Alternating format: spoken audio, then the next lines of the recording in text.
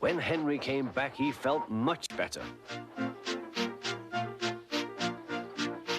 Then they coupled him up. Peep, peep, said Edward, I'm ready.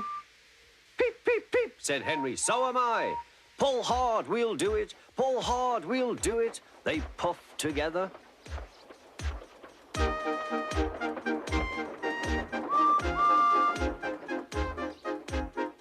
We've done it together, we've done it together, said Edward and Henry. You've done it, hooray! You've done it, hooray! Sang the coaches. Everyone was excited.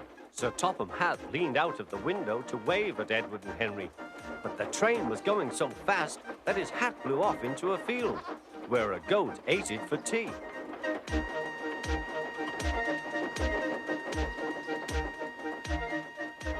They never stopped till they came to the station at the end of the line. The passengers all said, thank you, and Sir Topham Hatt promised Henry a new coat of paint. On their way home, Edward and Henry helped Gordon back to the shed. All three engines are now great friends. Henry doesn't mind the rain now. He knows that the best way to keep his paint nice is not to run into tunnels, but to ask his driver to rub him down when the day's work is over.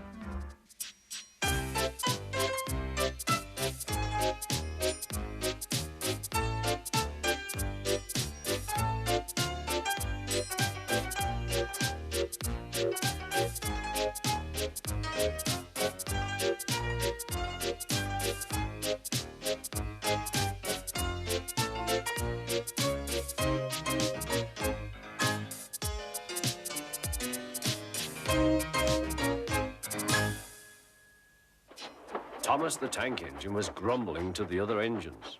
I spend my time pulling coaches about ready for you to take out on journeys. The other engines laughed. Why can't I pull passenger trains too? You're too impatient, they said. You'd be sure to leave something behind. Rubbish, said Thomas. I'll show you. One night, he and Henry were alone. Henry was ill. The men worked hard, but he didn't get better.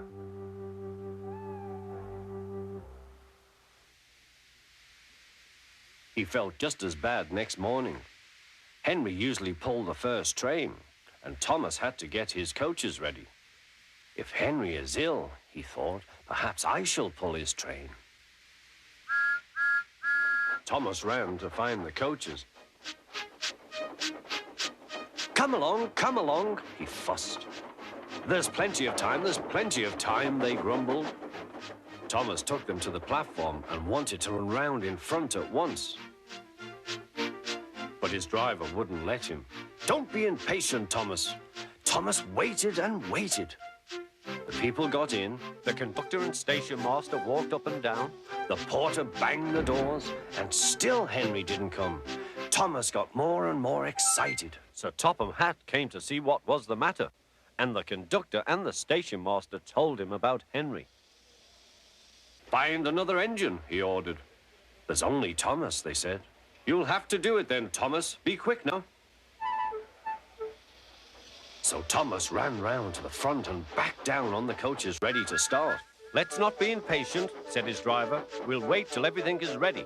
But Thomas was too excited to listen. What happened then, no one knows. Perhaps they forgot to couple Thomas to the train. Or perhaps the driver pulled the lever by mistake. Anyhow, Thomas started without his coaches. As he passed the first signal tower, men waved and shouted, but he didn't stop. They're waving because I'm such a splendid engine, he thought importantly. Henry says it's hard to pull trains, but I think it's easy. Hurry, hurry, hurry, he puffed, pretending to be like Gordon. People have never seen me pulling a train before. It's nice of them to wave, and he whistled. Peep, peep, thank you.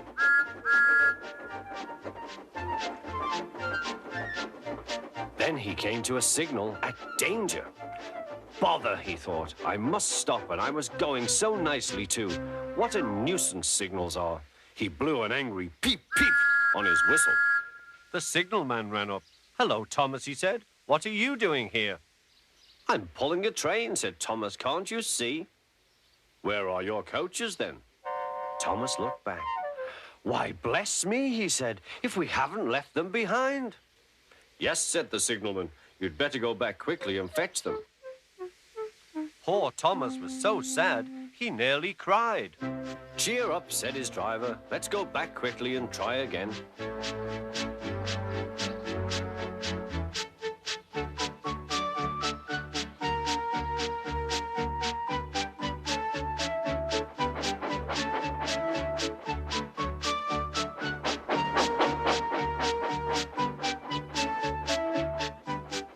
At the station, all the passengers were talking at once. They were telling Sir Topham Hatt what a bad railway it was. But when Thomas came back, they saw how sad he was and couldn't be cross.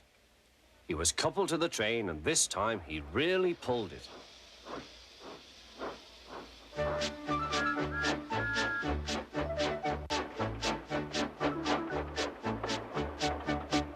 Afterwards, the other engines laughed at Thomas and said, "Look, there's Thomas who wanted to pull a train, but forgot about the coaches."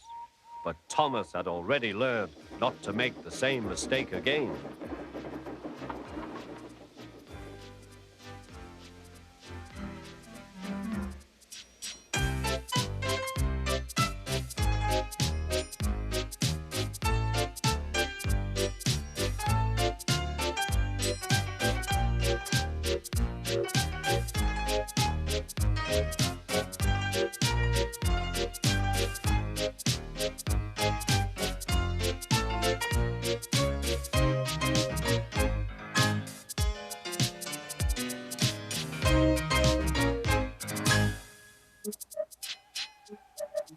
Thomas the Tank Engine wouldn't stop being a nuisance. Night after night, he kept the other engines awake. I'm tired of pushing coaches. I want to see the world. The other engines didn't take much notice, for Thomas was a little engine with a long tongue.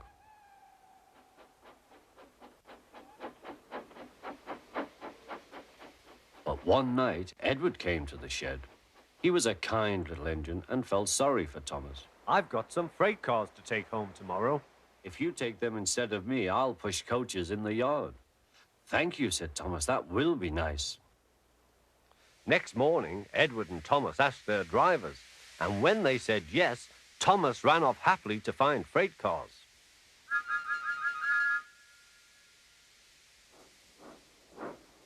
Now, the freight cars are silly and noisy. They talk a lot and don't attend to what they are doing. And I'm sorry to say they play tricks on an engine who is not used to them. Edward knew all about freight cars. He warned Thomas to be careful, but Thomas was too excited to listen.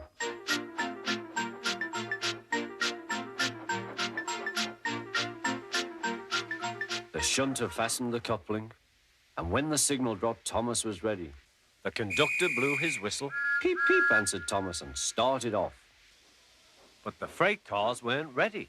"Oh, oh, oh," they screamed. "Wait, Thomas, wait." But Thomas wouldn't wait. Come on, he puffed. All right, don't fuss. All right, don't fuss," grumbled the cars.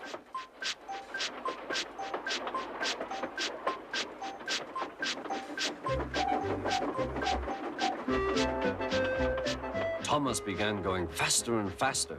"Whee!" he whistled as he rushed through Henry's tunnel.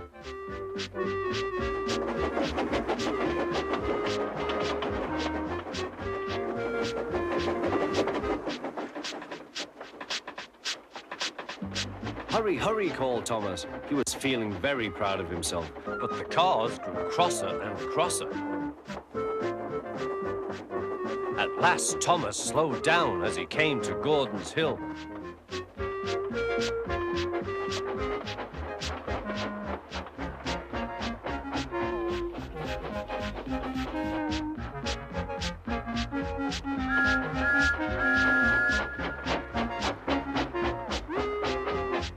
"Steady now, steady," warned the driver as they reached the top. He began to put on the brakes. We're stopping, called Thomas. No, no, no," answered the cars, bumping into each other. Go on, Before the driver could stop them, they had pushed Thomas down the hill and were rattling and laughing behind him. Poor Thomas tried hard to stop them from making him go too fast. Stop pushing, he hissed. But the cars took no notice. Go on, they giggled in their silly way.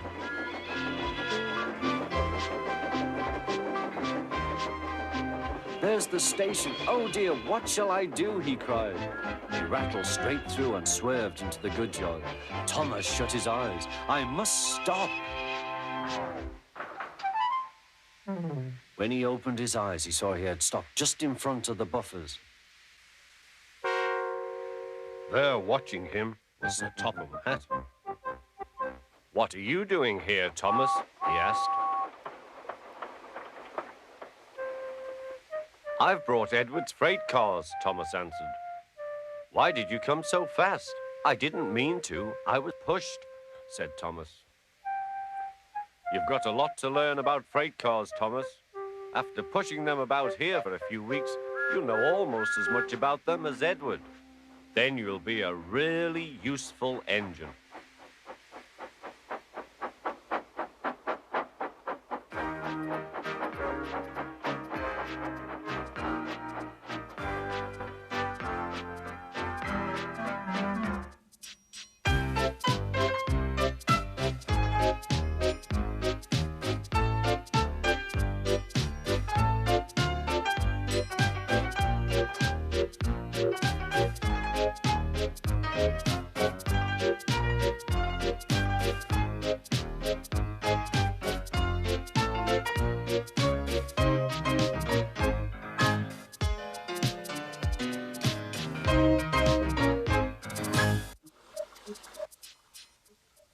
Every day, Sir Topham Hatt came to the station to catch his train.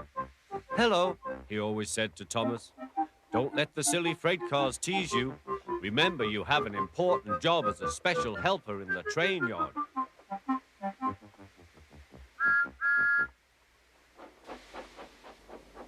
There were lots of freight cars, and Thomas worked very hard pushing and pulling them into place. There was also a small coach and two strange things his driver called cranes. That's the breakdown train, he told Thomas. The cranes are for lifting heavy things, like engines and coaches and freight cars. One day, Thomas was in the yard. Suddenly, he heard an engine whistling. Help! Help! A freight train came rushing through much too fast. The engine was James, and he was frightened. His brake blocks were on fire. They're pushing me, he panted. On, laughed the freight cars, still whistling, help, help. Poor James disappeared. I'd like to teach those freight cars a lesson, said Thomas the tank engine. Soon came the alarm. James is off the line, the breakdown train, quickly. Thomas was coupled on, and off they went.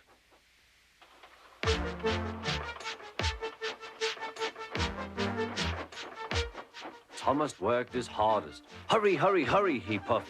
He wasn't pretending to be like Gordon. He really meant it. Bother those freight cars and their tricks. I hope poor James isn't hurt.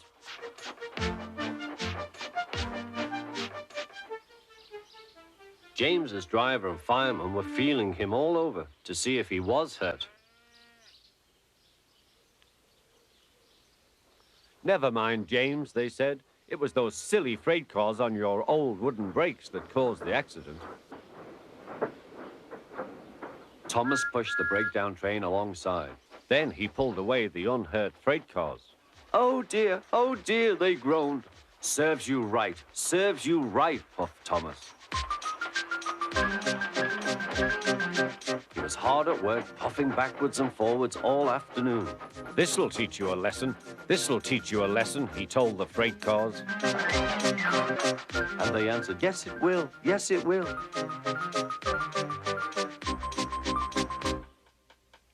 They left the broken cars. Then with two cranes, they put James back on the rails.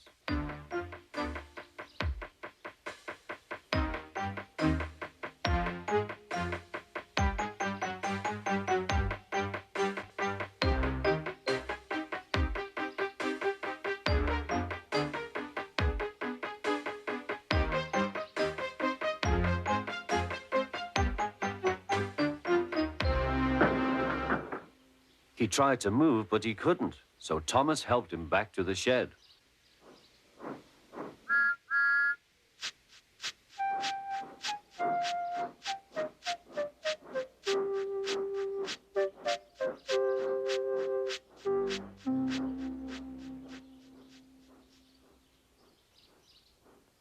Sir Topham Hatt was waiting anxiously for them. "Well, Thomas," he said, "I've heard all about it, and I'm very pleased with you. You're a really useful engine. James shall have some proper brakes and a new coat of paint, and you shall have a branch line all to yourself." "Oh, thank you, sir," said Thomas. Now Thomas is as happy as can be. He has a branch line and 2 coaches called Annie and Clarabel. He puffs proudly backwards and forwards with them all day.